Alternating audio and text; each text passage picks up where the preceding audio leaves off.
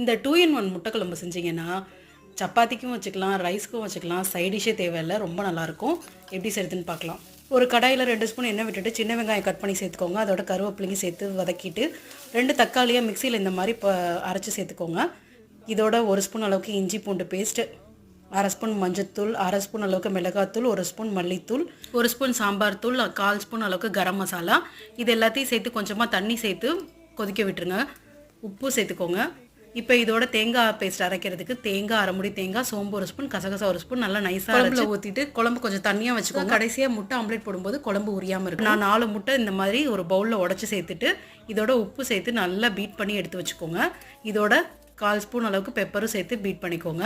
இப்போ இந்த தோசை தவாவில் இந்த முட்டையை பாதி இதாக பிரித்து ஊற்றி ஆம்லேட் மாதிரி போட்டு எடுத்து வச்சுக்கோங்க. இப்போ இது எல்லாத்தையும் கட் பண்ணிவிட்டு பீஸாக எடுத்து குழம்பு கொதிச்சதும் போட்டுட்டு இன்னும் ஒரு 5 நிமிஷம் குழம்பு கொதிக்க வச்சு இறக்குறீங்கன்னா முட்டை குழம்பு ரெடி.